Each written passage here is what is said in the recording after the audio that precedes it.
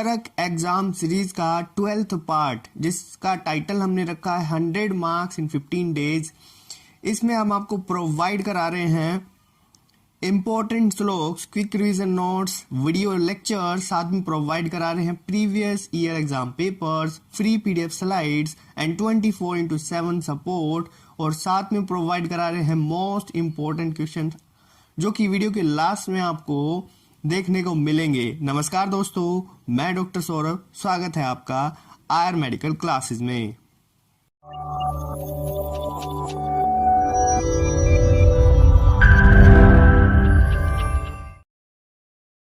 इस वीडियो में हम बात करने वाले हैं कंप्लीट निदान स्थान की। जी हाँ, कंप्लीट निदान स्थान की इसी वीडियो में हम बात करेंगे। इस टोटल निदान स्थान इस एक वीडियो में आपका कवर हो जाएगा। इसमें 8 अध्याय है। क्या कितने अध्याय है? इसमें 8 अध्याय हैं। इन अध्यायों का नाम जान लेते हैं। तो निदान स्थान के 8 अध्यायों का नाम है ज्वर, रक्तपित्त, गुल्म, प्रमेह, कुष्ठ, शोष, उन्माद और अपस्मार। तो ये 8 अध्याय निदान स्थान में है। ठीक है, इतना आपको पता चला है। अब चलते हैं निदान स्थान की ओर। तो निदान स्थान में सबसे पहले हमें पता होना चाहिए कि निदान के पर्याय क्या होते हैं। तो निदान के सिनोनियम्स क्या होते हैं। तो निदान को हेतु भी कहते हैं, कारण भी कहते हैं, निरोग का कारण, कर्ता भी कहते हैं, प्रत्यय भी कहते हैं, आयतन, निमित्त और समुत्थान। तो ये हो गए निदान के सिनोनियम्स। अब हम बात करेंगे कि निदान एक्चुअल में कितने होते हैं। तो निदान 3 प्रकार से हो सकते हैं: असातम्य, इंद्रियार्थ संयोग, प्रज्ञापराध और परिणाम। सबसे पहले जान लीजिए असातम्य इंद्रिय अर्थ संयोग, यानी कि इंद्रियों का अपने अर्थों के साथ सही से संयोग ना होना। प्रज्ञापराध मतलब बुद्धि का नष्ट हो जाना। परिणाम मतलब कि काल के अनुसार या ऋतु के अनुसार। नेक्स्ट देखते हैं कि व्याधि। अब आते हैं रोग यानी व्याधि पे। तो व्याधि के त्रिविध और द्विविध भेद होते हैं। त्रिविध यानी 3 प्रकार के, द्विविध यानी 2 प्रकार के। तो व्याधि के 3 प्रकार के आग्नेय, सौम्य, वायव्य होंगे और द्विविध होंगे राजस, तामस। ठीक है, इतना समझ में आ गया है। नेक्स्ट चलते हैं अब हम कि व्याधि के पर्याय क्या होते हैं। तो निदान के पर्याय अभी तक देख लिए थे। व्याधि के पर्याय कौन से होंगे? रोग, आतंक, यक्षमा, ज्वर, विकार, आमस और गदिया। याद रखेंगे, ये वाइवा में भी पूछ लिया जाता है। नेक्स्ट चलते हैं निदान पंचक की ओर।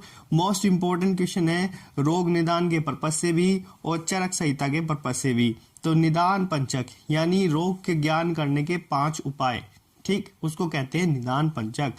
तो रोग ज्ञान के 5 उपाय कौन कौन से होंगे? निदान, पूर्व रूप। निदान मतलब वो कारण जिसके कारण रोग हुआ है उसको कहेंगे निदान या हेतु या कारण। पूर्व रूप क्या होंगे? तो पूर्व रूप होंगे जो क्या होता है, रोग से पहले जो लक्षण दिखाई देते हैं। लिंग या रूप क्या होते हैं? वो लक्षण जो रोग होने के बाद दिखाई देते हैं। उपसय यानी चिकित्सा यानी ट्रीटमेंट। संप्राप्ति यानी कि निदान सेवन से लेकर के रोग उत्पत्ति तक जो शरीर में एक्टिविटीज हो रही है उसको आप संप्राप्ति बोल सकते हैं। नेक्स्ट हम चलते हैं कि उपसय जो होते हैं वो एक्चुअल में 18 भेद होते हैं उपसय के। ये मोस्ट इंपॉर्टेंट क्वेश्चन है, कहीं भी पूछ लिया जाएगा आपसे। ये एग्जाम में भी बहुत बार आया है कि उपसय के 18 भेद, उपसय के भेद के नाम लिखिए या उपसय के कितने भेद होते हैं। जनरली वाइवा में भी पूछे जाते हैं। तो हेतु विपरीत, व्याधि विपरीत, हेतु व्याधि विपरीत, हेतु विपरीत अर्थकारी, व्याधि विपरीत अर्थकारी और हेतु व्याधि विपरीत अर्थकारी। तो इस तरह से ये हो गए 6। कितने हो गए? 6 हो जाते हैं। बट 6 औषध में होंगे, ये 6 आहार में होंगे और 6 ही विहार में होंगे। तो टोटल हो जाते हैं 18। तो इस तरह से उपसय 18 प्रकार के होते हैं। नेक्स्ट चलते हैं कि संप्राप्ति के कितने भेद होंगे। तो संप्राप्ति के 6 भेद होते हैं: संख्या, प्राधान्य, विधि, विकल्प, बल और काल। तो इनकी चर्चा हम कभी रोग निदान में करेंगे। ठीक है, तो अभी हम फटाफट से सारे जितने भी चैप्टर्स हैं निदान स्थान के 8 चैप्टर्स का हम स्टडी करेंगे। ठीक है, तो चलते हैं सबसे पहले ज्वर पे। तो ज्वर क्या होते हैं? सबसे पहले मैं कोई भी व्याधि लूंगा तो उसका एक छोटा सा इंट्रो आपको दे दूंगा ताकि समझ जाए आप कि वो व्याधि है क्या एक्चुअल में। तो ज्वर क्या होता है? जैसे जठर के अंदर हमारे क्या होती है? अग्नि होती है। अब ये अग्नि अगर जठर का मतलब एब्डोमेन से है तो एब्डोमेन के अंदर ये जो अग्नि है, अगर ये अग्नि यहां से निकल करके पूरे शरीर में फैल जाए तब इसको कहेंगे ज्वर। तो जठर की जो अग्नि होती है वो जठर से यानी एब्डोमेन से, एब्डोमेन की अग्नि एब्डोमेन से निकली और पूरे शरीर में फैल गई तो उसको कहेंगे हम ज्वर। तो ये जनरल सा एक लाइन में अगर मैं बोलूं तो ये ज्वर की डेफिनेशन हो गई। अब हम बात करेंगे कि भैया ज्वर के भेद या ज्वर के कारण की। तो ज्वर के भेद होते हैं 8, ये आपको बहुत जरूरी याद करना है। वात पित्तस कफस, वात पित्तस पित्त कफस और वात कफस सन्निपातस और आगंतुक। तो इस तरह से 8 भेद होते हैं जनरली। नेक्स्ट चलते हैं कि ज्वर के और भी बहुत सारे भेद हो सकते हैं, वो कौन कौन से होते हैं। तो एक प्रकार से अगर कहें कि ज्वर एक प्रकार का होता है तो संताप है, 2 प्रकार का निज आगंतुज है, 3 प्रकार से एक द्वि त्रि है त्रिदोषज और 4 प्रकार से वातस पित्तस कफस सन्निपातज है। मेनली 7 प्रकार से अगर ज्वर कहीं पे लिखा हुआ है तो वातस पित्तस कफस, वात पित्तस, वात कफस, पित्त कफस और त्रिदोषज है। ठीक है, तो ये थे विभिन्न प्रकार ज्वर के जो अलग अलग शास्त्रों में अलग अलग आचार्यों ने कहे हैं। नेक्स्ट चलते हैं हम ज्वर के पूर्व रूप की ओर। तो ज्वर के कुछ पूर्व रूप होते हैं, जैसे मुंह के अंदर वीरस्ता आ जाए। जनरली अगर आपको भी कोई फीवर हुआ होगा तो आपको फीवर होने से पहले कुछ सिम्टम्स बॉडी के ऊपर आते हैं, वही पूर्व रूप है। जैसे गात्र में शरीर जो है हमारा भारी भारी सा हो जाता है, दुर्बलता आ जाती है, भ्रम होने लगते हैं, जृंभा जुभाइया आती है, आलस्य होता है, बेचैनी होती है, जागरण होता है, नींद नहीं आती है, श्रम थकावट रहती है और कभी कभी निंद्रा बहुत ज्यादा आती है। तो ये सारे पूर्व रूप हैं। ठीक, अगर मैं बात करूं कि पौराणिक उत्पत्ति क्या है, यानी पुराने जमाने में ये क्या कहते थे लोग कि जो रुद्र के कोप से ज्वर की उत्पत्ति हुई, ऐसा पुराणों में लिखा हुआ है कि रुद्र यानी के शिव, तो शिव के क्रोध से ज्वर की उत्पत्ति हुई, ऐसा माना जाता है। नेक्स्ट आता है संप्राप्ति पे। तो संप्राप्ति बेसिकली जब हम निदान का सेवन करते हैं तो निदान के सेवन करने से वातादि दोष प्रकोपित होकर के अमाशय के अंदर चले जाएंगे। ठीक है, और जैसे ही वो अमाशय में जाते हैं तो अमाशय में जो उष्मा होती है वहां उससे मिल जाते हैं। उष्मा से मिलके फिर वे रस धातु जो होता है उसको आश्रय ले लेते हैं, यानी रस धातु के साथ मिल जाते हैं। फिर उसके बाद क्या होगा, जो हमारे स्रोतस होते कौन से, रसवह और स्वेदवह स्रोतस, इसमें अवरोध उत्पन्न कर देते हैं। जनरली जो हाथ के ऊपर पोर्स हैं या पूरी बॉडी के ऊपर पोर्स होते हैं जिनसे पसीना बाहर निकलता है, स्वेद का मतलब पसीना, तो वो जो पोर्स है वो जनरली बंद हो जाते हैं, उनके अंदर अवरोध आ जाता है। ठीक है, जिससे क्या होगा, जठराग्नि मंद पड़ जाती है और जो पाचकाग्नि है या जठराग्नि है वो अमाशय से निकल जाती है और निकलेगी और पूरे शरीर में फैलेगी और पूरे शरीर में फैलेगी, लेकिन बाहर नहीं निकल पाएगी। क्यों नहीं निकल पाएगी? पसीना नहीं आ पाएगा। वो क्यों नहीं आ पाएगा? क्योंकि जनरली स्वेद व स्रोतस क्या है, बंद हो चुके हैं, ये पोर्स क्या है, बंद हो चुके हैं, अवरोध हो चुका है। तो ये था ज्वर, हो समझ में आ रहा होगा। नेक्स्ट चलते हैं, यहाँ पे एक चीज है विषम ज्वर। अगर बात करूं विषम ज्वर की तो विषम ज्वर 5 प्रकार से होते हैं। तो संतत, सतत, अन्योदुष्क, तृतीयक और चतुर्थक, तो 5 प्रकार से ये विषम ज्वर होते हैं। जैसा कि आप इसमें देख पा रहे हैं, तो संतत रस धातु का यहाँ पे आश्रय होता है, तो रस धातु में आश्रय लेता है संतत ज्वर। ठीक है, और इसके ज्वर का काल अगर देखें तो अगर वातज है तो 7 दिन, पित्तज 10 और कफज 12 दिन तक लगातार ये होता रहता है। ठीक है, 12 दिन तक, 10 दिन तक और 7 दिन तक रहता है। तो इस तरह से रहता है। इसकी ट्रीटमेंट की बात करूँ तो उपवास और वमन इसका ट्रीटमेंट है। सतत की बात करेंगे तो सतत में रक्त आश्रय होता है, रक्त धातु आश्रय होता है और रात दिन या फिर एक अहोरात्र में 2 बार वेग आता है, ठीक है, रात दिन में 2 बार, ठीक है। और सेक, प्रदेह और संशमन, ठीक, ये इसका ट्रीटमेंट है। अन्य दोष की बात करूं तो मांस इसका आश्रय हो गया और रात दिन मिलाकर 1 बार इसका वेग आता है। विरेचन, उपवास इसका यहाँ पे ट्रीटमेंट हो जाता है। तृतीयक में मेद और तीसरे दिन आएगा, ठीक है, और यहाँ पे उपवास इसका क्या हो गया, ट्रीटमेंट हो गया। नेक्स्ट चलते हैं हम चतुर्थक पे। तो ये चतुर्थक जो हो गया यहाँ पे वो अस्थि मज्जा इसका आश्रय हो गया और चौथे दिन इसका वेग आता है और निरूहु और अनुवासन वस्ती देने पे ये ठीक हो जाता है। ये इसका ट्रीटमेंट हो गया। ये टेबल इंपॉर्टेंट है विषम ज्वर की, आप इसका यहाँ पे स्क्रीनशॉट ले सकते हैं, यहाँ से इसको याद करना कंपलसरी है सभी के लिए। नेक्स्ट चलते हैं हम रक्तपित्त की ओर। तो एक डिजीज यहाँ पे कंप्लीट हुई। अब आते हैं रक्तपित्त। तो रक्तपित्त को एक लाइन में कहूँ कि दूषित पित्त के द्वारा रक्त का दूषित होना, ठीक है। तो मेनली पित्त दूषित था, उसने रक्त को दूषित कर दिया, तो इससे क्या हो गया, रक्तपित्त, ठीक है। तो पित्त के द्वारा रक्त की दुष्टि, ठीक है, वो हो गया रक्त। अब पित्त का लोहित, ठीक है, लोहित गंध और वर्ण धारण कर लेना, ठीक है। तो लोहित मतलब होता है लाल रंग, ठीक। तो पित्त क्या होता है, थोड़ा थोड़ा लाल हो जाता है, ऐसा उसका वर्ण हो जाता है और गंध भी उसकी ऐसी हो जाती है, ठीक। पूर्व रूप की बात करूंगा मैं इसके। तो पूर्व रूप क्या होते हैं रक्तपित्त होने से पहले, कि भोजन में अनिच्छा, भोजन की इच्छा न होना और खाए हुए अन्न का न पचना, बार बार उल्टियां जैसी इच्छा, स्वर भेद हो जाना, अंगों का टूटना जैसा, और शरीर में दाहा इत्यादि, ये सब इसमें पूर्व रूप होने लगते हैं, ठीक है। और अब बात करेंगे इसके उपद्रव की। तो उपद्रव यानी क्या कहें, इस रोग के कारण भी कुछ रोग की उत्पत्ति हो जाती है, उसको बोलते हैं उपद्रव, ठीक है। तो यानी किसी एक रोग के कारण, एक मेन रोग है, उसके कारण किसी किन्हीं और रोगों की भी उत्पत्ति हो जाती है।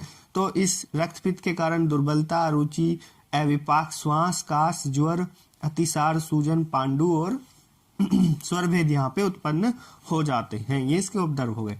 नेक्स्ट के रक्तपित्त के 2 मार्ग होते हैं। एक मार्ग होता है ऊर्ध्व, दूसरा होता है अधो। तो ऊर्ध्व मतलब ऊपर की ओर, अधो मतलब नीचे की ओर। अब क्या होता है, जब रक्त की दुष्टि हो गई पित्त के कारण, तो रक्त क्या होता है, पतला हो जाता है। और वो क्या होता है, तो ऊपर को निकलता है, आपके नाक, कान या फिर यहाँ से निकलता है, या फिर नीचे को निकलता है, ठीक है, एनस के थ्रू। तो दो रास्ते हो जाते हैं रक्तपित्त के, ठीक। तो जो ऊपर की ओर निकलेगा उसमें तो हम वमन, इसमें क्या कराते हैं, विरेचन कराते हैं, उसकी ट्रीटमेंट विरेचन है। नीचे की ओर जो होगा उसमें वमन, तो अपोजिट ट्रीटमेंट इसका होता है। तो ये साध्य हो जाएगा और ये याप्य होता है, ठीक है। ट्रीटमेंट दोनों का कर सकते हैं मेनली। नेक्स्ट निदान की बात करूंगा। ये निदान जो है वो चरक में बताए हैं चिकित्सा स्थान में, बट आपको याद करने हैं एग्जाम पॉइंट ऑफ व्यू से, ठीक है। तो यहाँ पे अगर उष्ण, तीक्ष्ण, क्षार, अम्ल, लवण, कटु इस तरह के पदार्थों का सेवन करते हैं, विदाही, अन्नपान, अति आतप सेवन यानी धूप में ज्यादा बैठते हैं, ज्यादा वायु का सेवन करते हैं, शोक, भय आदि मानसिक हेतु, ठीक है, और दूध के साथ नमक या फिर क्षार, ठीक। तो इस तरह से मूली, लहसुन, सुरा आदि का अति सेवन करते हैं तो तब भी ये इस तरह से यहाँ पे हो जाता है। नेक्स्ट चलते हैं हम संप्राप्ति की ओर। तो संप्राप्ति में सबसे पहले अगर निदान सेवन करते हैं, निदान सेवन से पित्त का प्रकोप होता है। प्रकोपित पित्त के द्वारा रक्त की दुष्टि होगी तो क्या होगा, पित्त और रक्त का मिलना, ये दोनों मिल जाएंगे और उससे क्या होगा कि मांसादि धातुओं का पित्त की जो उष्मा है उससे पिघल के द्रव धातु का श्रवण होना। फिर क्या होता है कि रक्त वाहिनियों में रक्त की वृद्धि हो जाती है और रक्त ऊपर की ओर निकलता है, नीचे की ओर निकलता है। तो इस तरह से ये यहाँ पे होता है। तो सबसे पहले निदान सेवन करा, उससे क्या हुआ, पित्त का प्रकोप हुआ, उससे क्या हुआ, पित्त ने क्या हुआ, रक्त को दूषित कर दिया, रक्त को दूषित करा तो दोनों आपस में मिल गए। अब जब ये मिलते हैं ना तो मांसादि धातु है ना, जितनी भी धातुएं हैं उनका पित्त की उष्मा से, पित्त क्या होता है, गर्म होता है, तो उसकी गर्मी से वे जो है पिघलना स्टार्ट हो जाते हैं। और जैसे ही वो पिघलते हैं तो मेनली क्या होता है, मेनली क्या होता है कि जो रक्त वाहिनियां हैं उनमें रक्त की वृद्धि होने लगती है, हमारी जो ब्लड वेसल्स हैं उनमें ब्लड की ग्रोथ होने लगती है ज़्यादा, तो वो अब क्या होगा, क्योंकि धातुएं पिघल रही हैं तो ब्लड ग्रोथ करेगा, बढ़ता चला जाएगा, तो अब वो फिर कहीं ना कहीं से तो निकलेगा, ऊर्ध्वमार्ग और अधोमार्ग से वो निकलना स्टार्ट हो जाता है। तो जनरली ये चीज़ है रक्त पित्त यहाँ पे। उसके बाद आते हैं इसके भेद पे, जो कि है इंपॉर्टेंट, वात पित्त कफ सन्निपातज, ठीक है, और 3 द्वंद्वज होते हैं। 3 द्वंद्वज में वात पित्त, ठीक है, पित्त कफ, ठीक, और तीसरा क्या होगा, वात कफ। तो 3 द्वंद्वज होते हैं मेनली, ठीक है। नेक्स्ट चलते हैं कि मार्ग के आधार पर ये 2 हो जाएंगे, ऊर्ध्व और अधो। बेसिकली मैंने बता ही दिया, इसमें ट्रीटमेंट देते हैं, ऊर्ध्व में देंगे विरेचन और अधो में देंगे वमन, बिकॉज हम इसका अपोजिट ट्रीटमेंट करते हैं।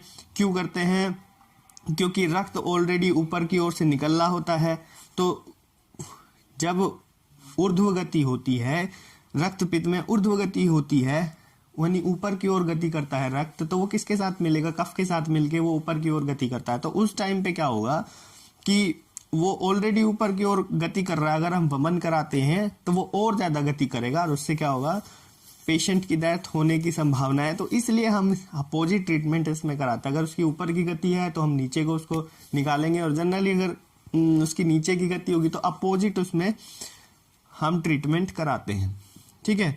तो ये चीज समझ गए होंगे होपफुली, ठीक है। अब आते हैं हम गुल्म के निदान पे।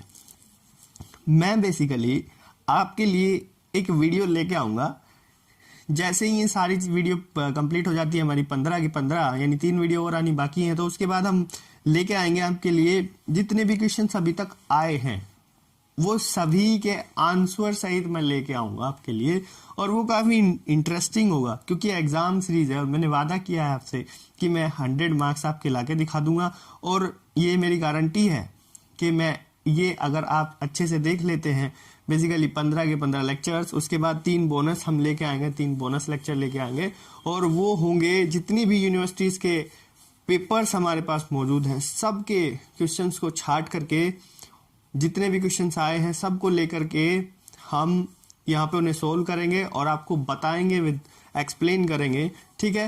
तो ये आपके लिए एक यूनिक कंसेप्ट होगा बहुत ज्यादा। तो अभी के लिए हम पढ़ते हैं गुल्म निदान, ये तीसरी व्याधि है।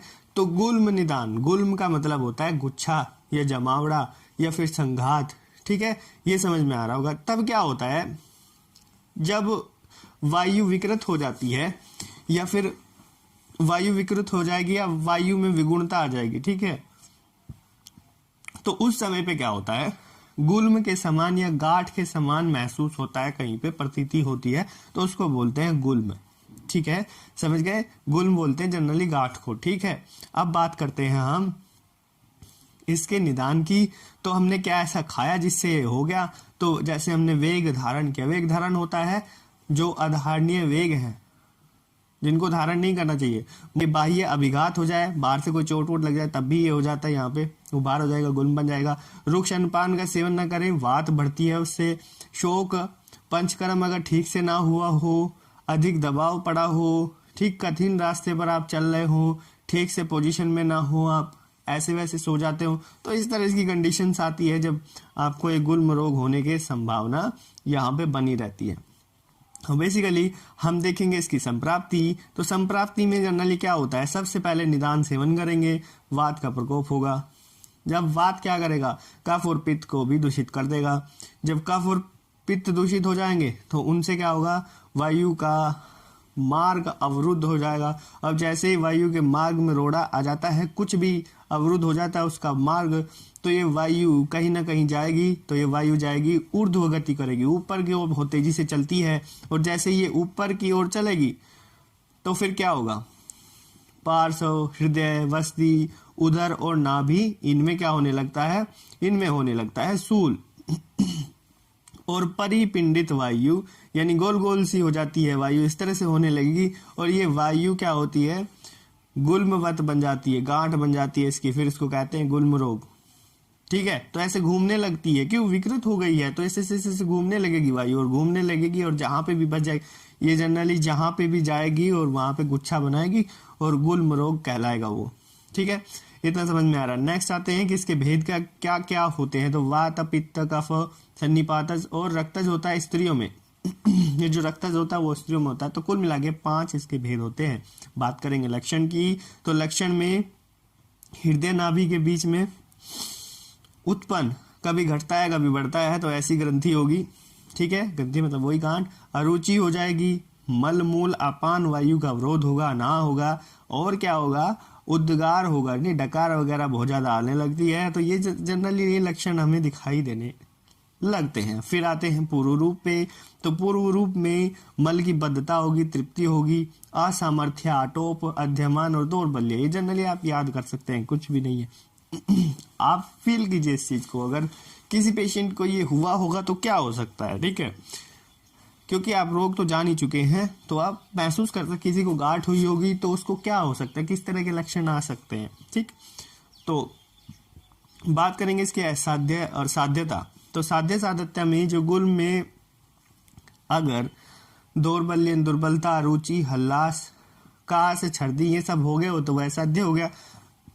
यदि वृद्धि ना हो, वृद्धि को प्राप्त हो गया हो और ज्यादा फैल गया हो तो भैया नहीं हो सकता, फिर इसका कुछ भी, वह साध्य हो गया। जब सिराओं से जुड़ा हुआ हो तब भी कच्छप के जैसा दिखता है वो, तब भी असाध्य होगा। त्रिदोषज अगर है, जिसमें तीव्र वेदना हो रही है, कठिनाई भयंकर, और ये सब बल को नष्ट कर रहा है, तो तब भी वो असाध्य होगा जनरली। ठीक है, नेक्स्ट चलते हैं नेक्स्ट रोग की ओर, जिसका नाम है प्रमेह निदान। तो प्रमेह एक लाइन में कहूं तो क्या होता है, अधिक मात्रा में या बार बार प्राय गदले मूत्र का त्याग होने लगता है, तो उसको कहते हैं हम प्रमेह रोग। क्या कहते हैं हम, प्रमेह रोग, यानी गदले मूत्र का बार बार त्याग होना ज्यादा मात्रा में। ठीक है, बात करते हैं कि इसका निदान क्या हो सकता है। तो सुखपूर्वक गद्दे पर अगर आसन पर बैठे होंगे, सुखपूर्वक सोए होंगे, दही खाइए ज्यादा, ग्राम्य जलिए, अनूप मांस का अति सेवन किया है, या गुड़ के जो विकार होते हैं उनका सेवन किया है ज्यादा मात्रा में, या फिर कफवर्धक आहार विहार का सेवन किया है, इस तरह से ये निदान हो सकते हैं ये जनरली। अब बात करते हैं इसकी संप्राप्ति पे। ठीक है, तो संप्राप्ति में निदान सेवन से वात, पित्त, कफ का प्रकोप होगा। ये दोष क्या करेंगे, अब जब प्रकोपित हो गए तो मूत्राशय में जाएंगे और मूत्र को दूषित कर देंगे, और स्वलक्षण यानी वात के, पित्त के, कफ के अपने अपने लक्षणों के हिसाब से प्रमेह रोग की उत्पत्ति कर देते हैं। तो इस तरह से होती है इसकी संप्राप्ति। नेक्स्ट चलते हैं इसके भेद पे। तो कुल मिला के जो प्रमेह होती है वो 20 प्रकार की होती है। कितनी होती है, 20 प्रकार की होती है। आप देखिए इस 20 प्रकार में जो कफज प्रमेह होती है वो जनरली 10 प्रकार के होते हैं। कफज प्रमेह तो उदक में, इक्षुवलिका रसमेह, सांद्र मेह, सांद्र प्रसाद में, शुक्ल में, शुक्र में, शीत में। अगर आप इनके नाम याद कर सकते हैं ना, तो इससे अच्छा तो कुछ भी नहीं है। आप इनके नाम याद कीजिए, ठीक है, ये आपको बहुत अच्छे से नंबर दिला सकते हैं। अगर ये क्वेश्चन आ रहा है तो इसमें जरूर पूछा जाएगा कि प्रमेह के भेद बताइए, तो आप जनरल ये लिखेंगे। ठीक है, तो सिक्ता में, सनेर में, अलाल में, तो इस तरह से 10 हो गए। अब पित्तज भी होते हैं, तो पित्तज में कितने होते हैं, पित्तज में 6 होते हैं, तो जनरली पित्तज में 6 हो गए। क्षार, काल, नील, लोहित, मंजिष्ठा और हरिद्रा। ठीक है, उसके बाद यहाँ पे जनरली कफज के 4 होते हैं। तो कफज के 4 कौन से होंगे, वासा, मज्जा, हस्ती में है और मधुमेह। तो इस तरह से यहाँ पे होते हैं। ठीक, नेक्स्ट चलते हैं हम कि प्रमेह में कुछ पीड़िकाएं भी उत्पन्न होती है शरीर के ऊपर। पीड़िकाएं मतलब पिंडित रूप वही। तो 7 यहाँ पे पीड़िकाएं बताई गई है और ये मोस्ट इंपॉर्टेंट क्वेश्चन है, इसको जरूर आपको याद करना है। तो साराविका, कच्छपिया, जालिनी, सरसपी, अलजी, विंता और विद्रदी। तो इस तरह से 7 यहाँ पे प्रमेह पीड़िकाएं होती हैं। मोस्ट इंपॉर्टेंट क्वेश्चन है। नेक्स्ट आते हैं कुष्ठ रोग निदान। तो कुष्ठ रोग क्या होता है, जिसमें त्वचा आदि जो धातु होती है वो उनका नाश होने लगता है, उसको एक लाइन में कहेंगे कुष्ठ रोग। ठीक है, तो मानव शरीर की जो त्वचा आदि धातु होती है ना, उनका नाश होने लगता है। ठीक, तो नाश करने वाला जो रोग होगा उसको क्या कहेंगे, कुष्ठ रोग। बात करता हूं उसके निदान की। तो निदान में आपने विरुद्ध आहार का सेवन किया होगा, अजीर्ण रहने पर भोजन किया होगा, नया अन्न ज्यादा मात्रा में खाया, दूध दही, ये दही और मछली, लवण, अम्ल, मांस, मूली इनका अधिक सेवन किया है, ठीक है। और अति स्नेह का भी सेवन किया है, जब दिन में सोए हैं ज्यादा मात्रा में, और मल मूत्र आदि का वेग धारण किया है, और पूर्व जन्म के पाप से भी ये हो जाता है, ऐसा माना जाता है। नेक्स्ट चलते हैं हम इसके भेद पे। तो भेद है इसके मोस्ट इम्पोर्टेंट, बहुत बार आए हैं, ठीक है। तो 7 प्रकार का महाकुष्ठ और 11 प्रकार का शूद्रकुष्ठ। तो बेसिकली हो गए 2 प्रकार, महाकुष्ठ और शूद्रकुष्ठ। तो 7 प्रकार के महाकुष्ठ और 11 प्रकार के शूद्रकुष्ठ होते हैं। तो जनरली जो 7 प्रकार के महाकुष्ठ होते हैं वो कौन कौन से होते हैं? कपाल, उदुम्बर, मंडल, ऋषजिह्व, पुंडरीक, सिद्ध और काकणक। तो ये हो गए 7 जो महाकुष्ठ होते हैं। उसके बाद है शूद्रकुष्ठ। शूद्रकुष्ठ होंगे एक चर्माख्य, किटिभ, विपादिका, अल्सक, दद्रु और चर्मदल, पामा, विस्फोट और सतारु और विचर्जिका। तो इस तरह से यहाँ पे टोटल हो जाते हैं 18 कुष्ठ, ठीक है। तो 18 कुष्ठ भेद हो जाते हैं टोटल। अब बात करते हैं संप्राप्ति की। तो संप्राप्ति में सबसे पहले क्या होगा? निदान का सेवन से वात आदि दोष प्रकोपित होंगे, तिर्यकगत सिराओं में गमन करने लगेंगे। उससे क्या होगा? जो त्वचा, रक्त, मांस, लसिका, याद रखना ये ही दूषित होती हैं। त्वचा, रक्त, मांस, लसिका, संप्राप्ति में यही चीजें तो देखी जाती है, बाकी सब कुछ तो सेम ही है। ये दूषित होगी और शिथिल होगी। तो इससे क्या होगा? दोष दूषिएगा त्वचा में त्वचा में क्या होगा? स्थान संचय, मतलब त्वचा में आगे बस जाएंगे, वो वहीं पे घर बना लेंगे त्वचा के अंदर ही, ठीक। जनरली उसके बाद क्या होगा? मंडलोत्पत्ति या वेवर्ण्यता, ठीक, और उससे हो जाएगा कुष्ठ, ठीक। मंडल में गोल गोल से आकृतियां आने लगेंगी, ठीक। तो वेवर्ण्यता हो जाएगी, वर्ण बदल जाएगा वहां का, तो उससे क्या होगा? कुष्ठ की उत्पत्ति हो जाएगी। पूर्व रूप की बात करते हैं तो अति स्वेदन, अस्वेदन, ठीक है, या तो ज्यादा पसीना आ रहा है या तो नहीं आ रहा, ठीक। कठोरता होगी, त्वचा कठोर हो जाएगी, पारुष्य हो जाएगा। कंडू मतलब कि खुजली होगी, त्वचा में सोथ हो जाए, सूजन होती है, और कोठ हो जाता है, रसीज हो जाते हैं, और रक्त काला होने लगता है। तो इस तरह के पूर्व रूप वहां पे दिखाई देते हैं बेसिकली, ठीक है। अब चलते हैं नेक्स्ट पे। तो भैया इसमें क्या है, अगर आप बात करेंगे कि इसके लक्षण क्या होते हैं, तो ये जो पूर्व रूप है ना, ये बाद में जाके इसके लक्षण कहलाएंगे, ठीक है। तो रेसिस बढ़ जाएंगे और ज्यादा व्यक्त होने लगते हैं, रेसिस और ज्यादा रक्त, कंडू, खुजली और ज्यादा बढ़ जाती है, तो ठीक है, सूजन और ज्यादा बढ़ जाएगी, ठीक, रक्त और ज्यादा काला हो जाए, ये चीजें होती है। तो यही पूर्व रूप जो होते हैं और ज्यादा व्यक्त होके इसके लक्षण या रूप बन जाते हैं। नेक्स्ट आते हैं शोष रोग। शोष रोग यानी कि राजक्षमा या क्षय जिसको बोल सकते हैं आप। चरक जी ने तो सबको एक ही माना है। तो शोष का निदान देखते हैं। तो एक लाइन में अगर मैं कहूं कि जो रसादी धातुओं का शोषण करे वो क्या है? शोष है। वो क्या है? शोष है। इसका दूसरा नाम क्षय भी है। तो क्षय क्या होता है कि सभी धातुओं का क्षय होने लगता है, यानी कमी होना या घट जाना, ठीक है। नक्षत्रों के राजा सोम को यानी चंद्रमा को सबसे पहले रोग हुआ था, इसलिए इसको राजक्षमा भी कहते हैं। बेसिकली ये चीज आप समझ गए होंगे, एक लाइन में मैंने बता दिया ये क्या होता है। तो शोष के 4 निदान होते हैं। कौन कौन से? साहस, संधारण यानी वेग को धारण करना, क्षय होना और विषम ज्वर। तो ये चीज आप, ये 4 होते हैं, इंपॉर्टेंट है। साहस, संधारण, क्षय और विषम ज्वर, विषम भोजन, ठीक है। तो ये 4 इंपॉर्टेंट हो जाते हैं। तो विषम भोजन, क्षय, संधारण और साहस मेनली। अब हम चलते हैं कि सबके हिसाब से हम इसकी संप्राप्ति देखेंगे। तो साहस के हिसाब से सबसे पहले हम देखेंगे। तो साहस में क्या होता है? सबसे पहले साहस क्या होता है? जनरली ये चीज देखिए ना कि साहस क्या होता है। साहस होता है जब हम अपनी एबिलिटी से ज्यादा कुछ काम करते हैं तो उसको साहस कहते हैं। यानी जितना व्यायाम हमको नहीं करना था उतना हम कर लेते हैं। हमारी एबिलिटी नहीं है फिर भी हम जिम में जाके इतना सारा वजन उठा रहे हैं, तो ये क्या हो गए? ये सब क्या है? इसके अंदर आते हैं, साहस के अंदर आते हैं। तो साहस से क्या होगा? ऊर्षत होगा। ऊर्षत होने से वात का प्रकोप होगा, ठीक है। और यही प्रकोपित वायु कफ पित्त को उभार देती है। जैसे ही उभारेगी स्रोतस्व में अवरोध हो जाएगा और जिससे क्या होगा? शोष रोग हो जाएगा, ठीक है। अब वेग धारण होता है आधारणीय वेग को धारण कर लेना। उससे क्या होगा, जनरली सबसे पहले वात का प्रकोप होगा। वात प्रकोप होने से अग्नि की दुष्टि हो जाती है। जैसे अग्नि दूषित होगी, तीनों दोष का प्रकोप हो जाएगा। तीनों दोष का प्रकोप हुआ, स्रोतस में अवरोध हो जाएगा, जिससे क्या होगा, धातु क्षय हो जाएगा और शोष रोग हो जाएगा। जनरली ये होते हैं दो। अब हम चलते हैं तीसरे पे। तो तीसरा हमारा है क्षय। तो क्षय से क्या होता है, जैसे हम निदान का सेवन करते हैं, सबसे पहले शुक्र का क्षय हुआ तो वात का प्रकोप होगा।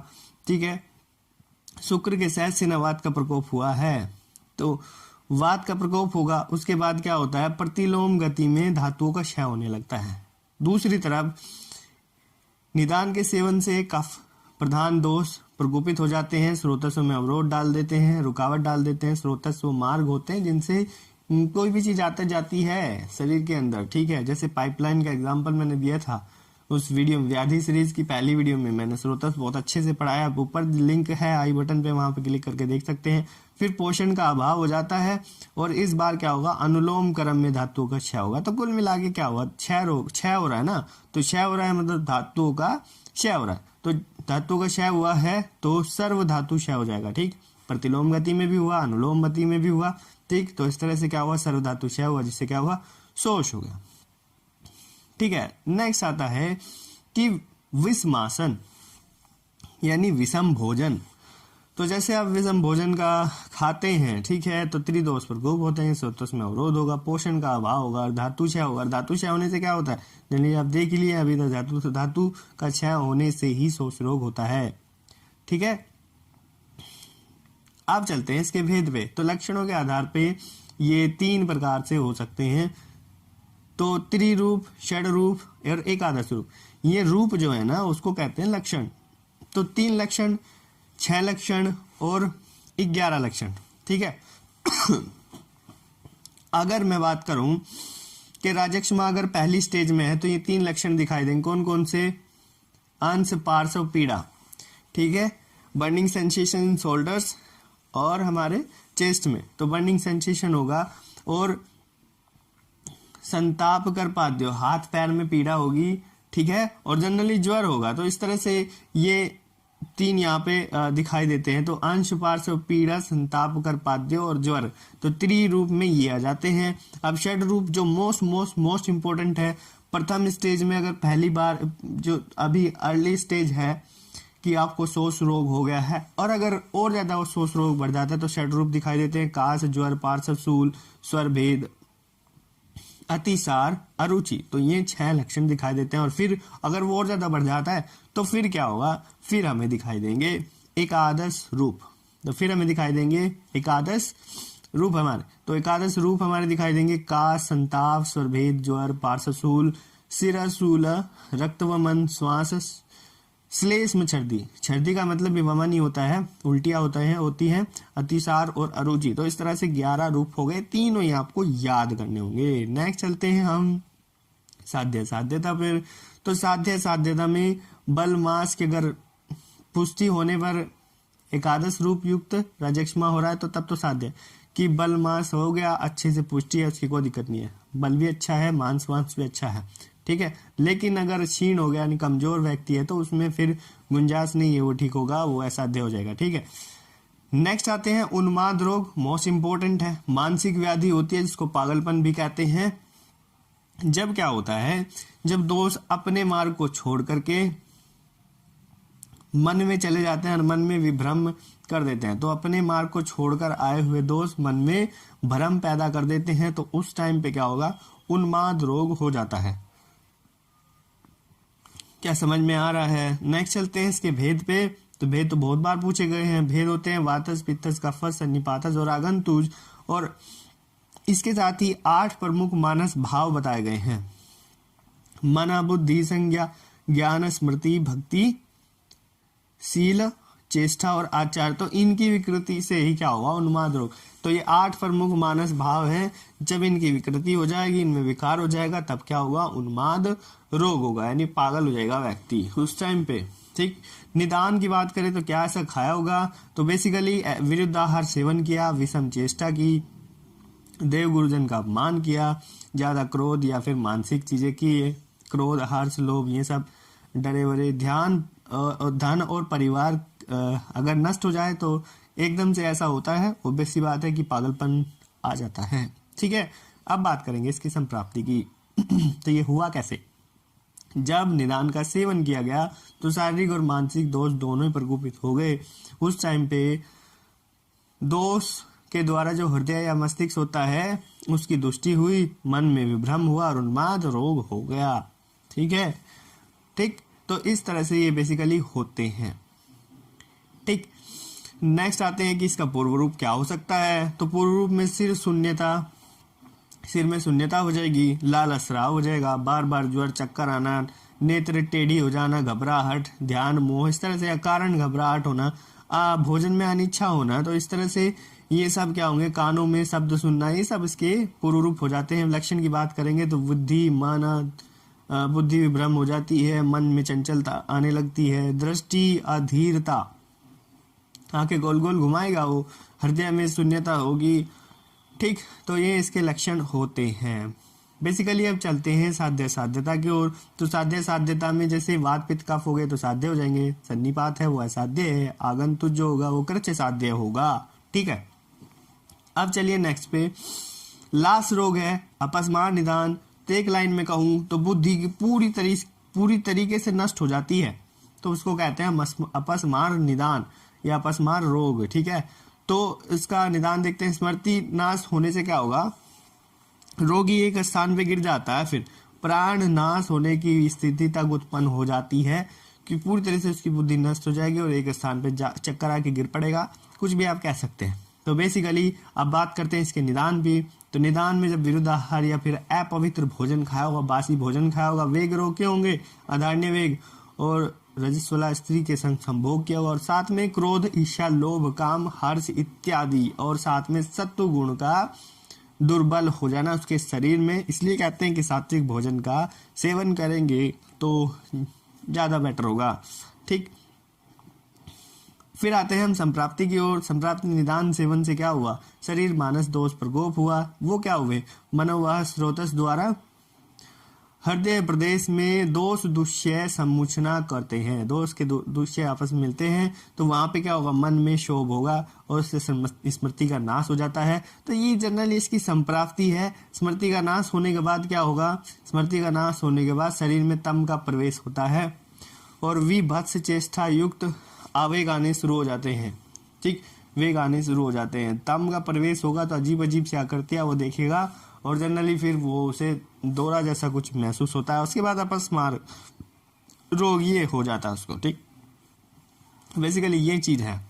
ठीक है, नेक्स्ट आते हैं इसके भेद पे। तो भेद भैया इसके वात पित्त कफ सन्निपात। ठीक है, तो वात पित्त कफ तो होंगे आपके साध्य और सन्निपात तो असाध्य होता ही है।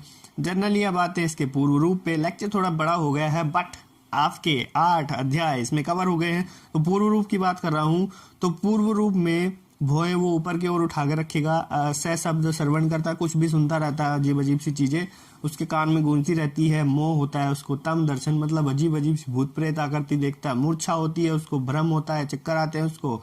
स्वप्न में भी मदादी का दर्शन करता है, दारू वारू का दर्शन करता है, दुर्बल हो जाता है। ये चीजें हो गई।